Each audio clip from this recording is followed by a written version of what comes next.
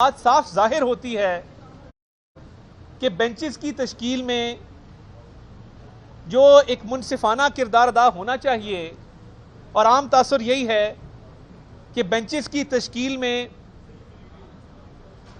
जो कानून के और एक फेयर प्ले के और जस्टिस के और इंसाफ के तकाजे हैं वो पूरे नहीं किए जा रहे। और जब सुप्रीम कोर्ट के ही दो ऑनरेबल जजेस का 4-3 का ऑर्डर है और 4-3 को रीइटरेट कल किया गया है, तो हमारी दानिश में तो वो पिटिशन तो उसका फैसला आ चुका जुरिस्डिक्शन के ऊपर और मामला हाई कोर्टों को रेफर हो चुका। तो फिर आज एक ऐसे जज साहब जो ऑलरेडी रिक्यूज कर चुके थे, जाजुल एहसन साहब, वो इस बेंच का हिस्सा क्यों कर बने और इस बेंच की कॉम्पोजिशन में सीनियर मोस्ट जजेस को क्यों नहीं बिठाया गया, और एक आईनी तशरीह के मामले पर और आईनी तशरीह से ज़्यादा एक नेशनल इंपॉर्टेंस के मामले पर क्या वजह है कि सुप्रीम कोर्ट फुल कोर्ट बनाने से कासिर और गुरेजा है। क्या चीफ जस्टिस साहब को इदारे की साख को बरकरार रखने के लिए, इदारे की डिग्निटी को बरकरार रखने के लिए, इंसाफ के तकाजे पूरे करने के लिए क्या फुल कोर्ट तश्कील नहीं देना चाहिए? क्या जब आइन की तशरीह हो तो क्या आइन की तशरीह हमेशा ऐसे होनी चाहिए जिस तरह 63A की तशरीह की गई थी? ये सारे केसेस कहां से जन्म लिए?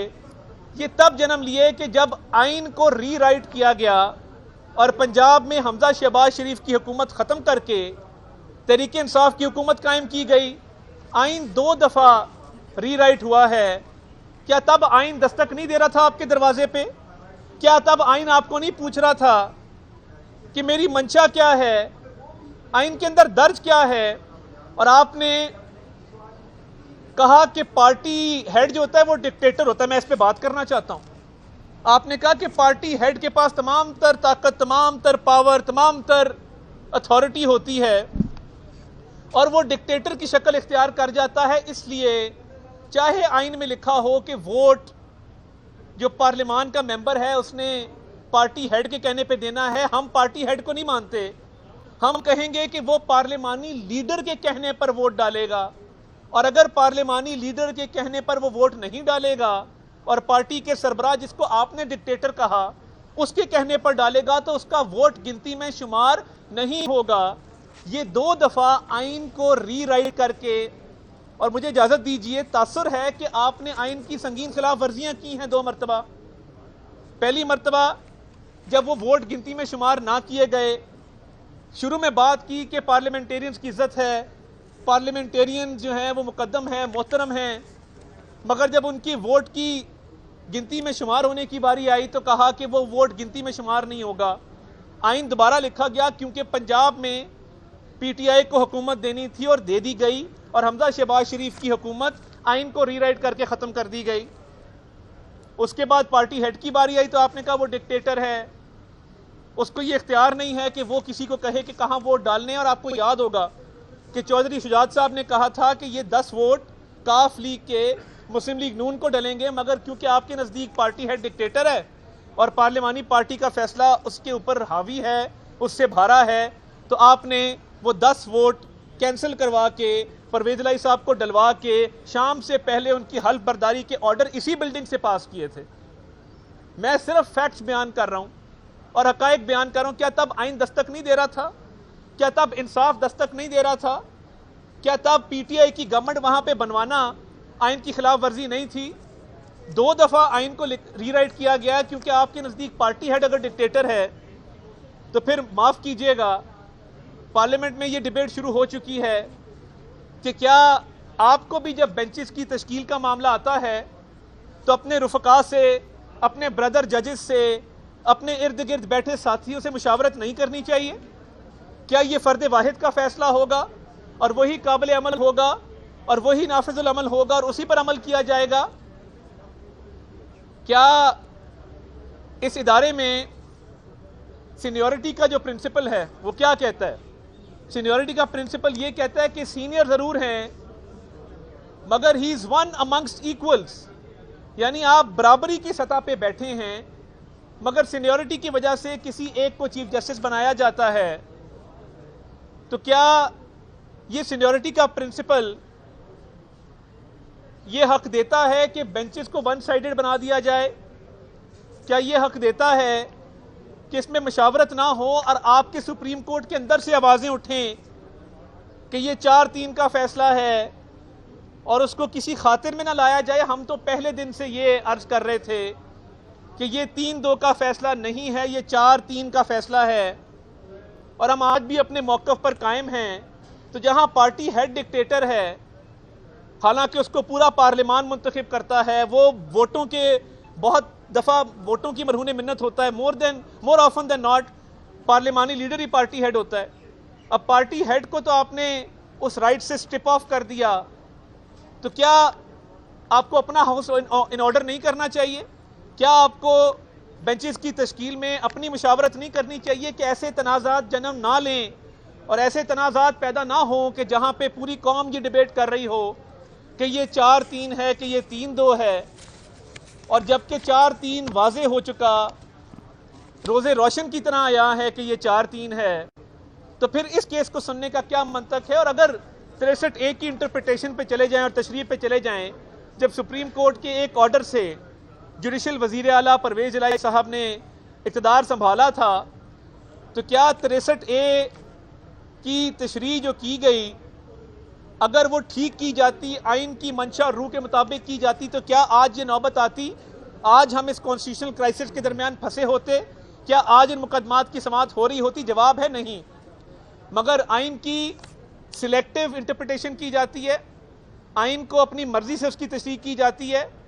बेंचेस की तश्कील के हवाले से अब मामला सुप्रीम कोर्ट से उठा है, किसी सियासी जमात ने नहीं उठाया। आइन की गलत तशरीह का मामला भी यहीं से उठा है, एक सियासी जमात को फ़ायदा उसमें पहुंचा है, एक सियासी जमात की हुकूमत कायम हुई थी। अब उसी सियासी जमात के सरबराह ने एक जिद करते हुए अपनी हुकूमत जो है उसका खात्मा किया पंजाब में, और कहा जा रहा है कि क्या 20 अरब रुपए इलेक्शन के लिए आपके पास नहीं है? 20 अरब इलेक्शन के लिए हैं, मगर एक शख्स की जिद की वजह से वो 20 अरब 2 दफ़ा खर्च करने के लिए नहीं है। अगर इलेक्शन 2 दफ़ा या 3 दफ़ा हो तो वो 20 अरब मल्टीप्लाई होगा, वो 20 से 40 बनेगा, 40 से 60 अरब बनेगा, क्योंकि जिस अमले की ड्यूटी लगनी है उसका TADA जाना है, ट्रांसपोर्ट का खर्चा होना है, सिक्योरिटी का खर्चा होना है, लॉजिस्टिक्स का खर्चा होना है, खाने पीने का खर्चा होना है, तो वो खर्चा एक दफ़ा होगा। सिर्फ एक शख्स की जिद, जिसकी वजह से 63A की इंटरप्रिटेशन उसकी फेवर में की गई, और फेवर में करने के साथ साथ उसको उसकी हुकूमत पंजाब में बन गई, उस वजह से हमारी हुकूमत का खात्मा हो गया। अब उसने जिद में असेंबली तोड़ी है। IMF के पास वो गया था, हम तो नहीं गए थे, तो अब क्या वजह है कि IMF के पास वो जाए, IMF से शराइत वो तय करे, और आप कहें कि पैसे आपके पास हैं, तो पैसे एक दफ़ा देने के लिए तो हैं, पैसे बार बार शाह खर्चियाँ करने के लिए नहीं हैं। 2 elections are a luxury Pakistan can not afford. हम ये इलेक्शन 2 मरतबा करना अफोर्ड ही नहीं करते, मगर एक शख्स की जिद है, तो इसलिए या तो इस बात को तस्लीम किया जाए कि ये 4-3 का फैसला था, जैसे कि ऑनरेबल जजेस सुप्रीम कोर्ट के फरमा रहे हैं, और इस बात को भी तस्लीम किया जाए कि फुल कोर्ट इस नेशनल इंपॉर्टेंस के इशू पे, इस आईनी तशरीह के मामले पे फुल कोर्ट बनना चाहिए, और एक जज साहब जिन्होंने रिक्यूज़ किया था उनको रिक्यूज़ ही रहना चाहिए, क्योंकि ये उसी से रिलेटेड मैटर है। ये कह देना आसान है कि ये उससे मैटर रिलेटेड नहीं है, मगर ये उससे रिलेटेड मैटर है। और देखिए, ये हम नहीं कहते, अभी हाल ही में इंटरव्यू आया जिसमें बच्चों की और बेगमात की बात की गई, तो मुझे बताएं ना, कौन जज साहब होते हैं कि जिनकी फैमिलीज गैलरीज में आके बैठ के तालियां बजाती हैं फैसलों के ऊपर? बच्चे एक दूसरे को फोने करके कहते हैं कि इमरान खान का क्या होगा, आज भी हो रहा है। तो देखें, मामलात को उस नहज पे ना ले जाया जाए कि ये मामलात ना सुलझ सकें। और ये बच्चों वाली बात जब इंटरव्यू में आई है, तो हमारी मुस्तनद ज़राए में बताते हैं कि आज भी बच्चों के फ़ोनों पे एक दूसरे से ये राब्ता होता है कि जी इमरान खान का क्या बनेगा। तो इस कोर्ट को फुल कोर्ट बनाने से सुप्रीम कोर्ट की साख बहाल होगी, सुप्रीम कोर्ट की क्रेडिबिलिटी बहाल होगी, और जो 63A वाली गलती हुई, आइन की गलत तशरीह करके जो प्रोविजनल की गवर्नमेंट बनी, वो दाग धुलेगा। तो इसलिए आइन की जो मंशा है, कानून के तकाजे उन्हें पूरा किया जाए। और फवाद चौधरी साहब अभी कह रहे थे मरीम नवाज शरीफ साहिबा के हवाले से, मरीम नवाज शरीफ का जिक्र इसलिए करते हैं कि उन्होंने इनको कहीं का नहीं छोड़ा, वो खुल के बात करती हैं, डट के बात करती हैं, और इमरान खान की जो साजिश थी उसको बेनकाब मरीम नवाज ने किया, तो फवाद चौधरी को दुख तो होगा, तकलीफ तो होगी। मेरे बुजुर्ग भी उसको बड़े याद आ रहे थे, आएंगे बिल्कुल, क्योंकि वो आइन की प्रोटेक्शन में खड़े हुए। तो इसलिए मरियम फोबिया जिसका ये शिकार है फवाद चौधरी, इसका इलाज नहीं है, और ना ही उसका इलाज है कि हर वक्त वो झूठ बोलता है। मगर आइन के तकाजे पूरे करने के लिए कानून की जो मंशा है, आइन की जो मंशा है कि फुल कोर्ट बनाया जाए, और ये बात तस्लीम की जाए कि पिछला फैसला 4-3 का था। मैं बार बार इसलिए रिपीट कर रहा हूं क्योंकि 4-3 की आवाज़ सुप्रीम कोर्ट के अंदर से उठी है, एक रिटन ऑर्डर इशू किया गया है। और मैं, देखिए मुझे मुकम्मल करने दें, देखें किसी की हुकूमत ख़त्म करना 63A की गलत तशरीह करके और पार्टी हेड को डिक्टेटर डिक्लेयर करना और ख़ुद बेंचेस की तश्कील फ़र्द वाहिद के हाथ में हो, ये कहाँ का इंसाफ है। तो इसलिए फुल कोर्ट भी बनना चाहिए। 4-3 की पॉलिटिकल पार्टीज भी कल बात करेंगी, पॉलिटिकल पार्टीज को यह हक दिया जाए कि वो पार्लियामान में मौजूद हैं, पीपल्स पार्टी, JUF, PMLN, वो यहाँ पे भी अपनी बात खुलकर करें। क्या अमर माने है? तो आइन तब दस्तक नहीं दे रहा था जब ये सारे मामला चल रहे थे, आपकी नाक के नीचे चल रहे थे। वन मैन शो की बात भी सुप्रीम कोर्ट के ऑर्डर में हुई है, हमने तो नहीं की। तो सुप्रीम कोर्ट जब कह रहा है कि वन मैन शो है और मुशावरत होनी चाहिए, तो मुशावरत हो, फुल कोर्ट तश्कील दिया जाए, 4-3 को माना जाए और इजाजुल हसन साहब को रिक्यूज करना चाहिए। इस बात ये बताइए कि कोर्ट के अंदर अटॉर्नी जनरल के चीफ जस्टिस को चार्जशीट कर दिया, बिल्कुल नहीं किया। आप समझते हैं कि chief justice as a dictator अपना रोल अदा कर रहे हैं? तो आहिस्ता, आप आमने सामने खड़े हैं, थोड़ी आवाज आहिस्ता, धीमी आवाज रखें ना, आमने सामने खड़े हैं। हाँ, अच्छा, अच्छा, ठीक है, अच्छा, ठीक है, अच्छा, चलें बताएं। आपने सुप्रीम कोर्ट में खड़े होकर चीफ जस्टिस को चार्जशीट किया है, आप समझते हैं कि चीफ जस्टिस जो है वो अभी एज अ डिक्टेटर रोल अदा? मैंने बिल्कुल ये नहीं कहा। आपने कहा, आप अपने अल्फाज मेरे मुंह में ना डालें। मैंने क्या कहा है? मैंने कहा है कि चीफ जस्टिस साहब ने ये कहा कि पॉलिटिकल पार्टी का हेड, और इस कोर्ट में कहा कि वो डिक्टेटर के तौर पे बन जाएगा अगर 63A की ये तशरीह ना की गई। मैं सिर्फ ये कह रहा हूँ कि जो असूल पार्टी हेड पे लागू किए गए हैं, हालांकि उसकी रिक्वायरमेंट नहीं थी, वो असूल सुप्रीम कोर्ट में भी लागू होने चाहिए। बेंचेस की तश्कील के ऊपर बहुत सारे लोगों के और लीगल फटर्निटी के तहफ़्फ़ुज़ात हैं, वो तहफ़्फ़ुज़ात दूर होने चाहिए। कारर साहब ये बताइए कि हुकूमत की नुमाइंदगी आप कर रहे हैं या अटॉर्नी जनरल कर रहे हैं? वो कह रहे हैं कि पैसे नहीं है, आप कह रहे हैं पैसे नहीं, मैं कह रहा हूँ पैसे नहीं है, पैसे इसलिए नहीं है कि फाइनेंशियल ईयर में प्रोविजन जिन पैसों की रखी गई थी वो इस फाइनेंशियल ईयर की नहीं रखी गई थी। आपके इल्म में फाइनेंशियल ईयर 30 जून को खत्म होता है, 30 जून के बाद प्रोविजन आएगी पैसों की। मगर एक शख्स की जिद और अना की वजह से 2 दफा इलेक्शन नहीं करवाया जा सकता। खर्चा वही है, बैलेट पेपर छपना है, बैलेट बॉक्स कैरी होने हैं, लॉजिस्टिक्स हैं। बात सिंपल है, इमरान खान की जिद है जिसको पूरा करने के लिए इलेक्शन 2 दफा करवाए जा रहे हैं। हम 40 अरब क्यों खर्चें जब 20 अरब में ये दोनों काम हो सकते हैं। हसन अयूब साहब, इलेक्शन कमीशन पहले कह चुका है ईमानदार जजेस, आप और बाकी जो पार्टी के जो लीडरान हैं वो ईमानदार जजेस के ना जिक्र ज़्यादा करते हैं ना। नहीं, मैं तो बड़ा क्लियर हूँ। हाँ, वैसे मेजॉरिटी जो आपकी जो कायदीन है वो ईमानदार जजेस का ज़्यादा जिक्र नहीं करते हैं। कौन से ईमानदार जजेस हैं? कुछ ज़्यादा ईमानदार जजेस वो जजेस हैं जिनके बारे में कहा गया था कि ट्रक बार खड़ा है और बेदर्दी से इंतज़ार कर रहा है और कह रहा है कि आके मेरे से जो लेना है वो ले लो। तो वो ईमानदारी आपको पता है जो है।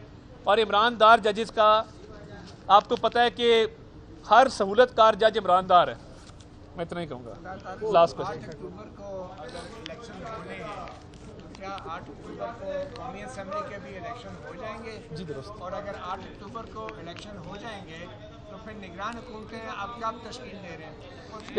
देखें बात यह है कि इसको मुकम्मल करना चाहिए, इस असेंबली को अपनी मुद्दत मुकम्मल करनी चाहिए और उसके बाद देखिए निगरान हुकूमत जैसे ही मुद्दत मुकम्मल होगी निगरान हुकूमत आ जाएगी। पूरे मुल्क में इलेक्शंस का इनेकाद एक दफ़ा हो, क्योंकि आर्टिकल 224 जो है वो कहता है कि केयर टेकर का सेटअप होगा।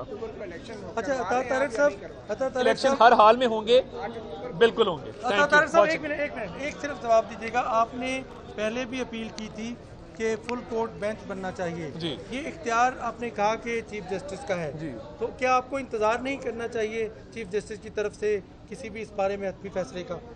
देखें हम तो कोर्ट के सामने सदा कर YouTube पर गूगली न्यूज देखने के लिए youtube.com की सर्च बार में गूगली न्यूज टीवी टाइप करें। गूगली न्यूज के पेज पर सुर्ख रंग के सब्सक्रिप्शन वाले बटन पर क्लिक करना ना भूलिए। YouTube पेज पर अपलोड होने वाली वीडियो से बाखबर रहने के लिए बेल आइकन पर क्लिक कीजिए। आपको हर नई वीडियो के बारे में नोटिफिकेशन मौसूल हो जाएगा।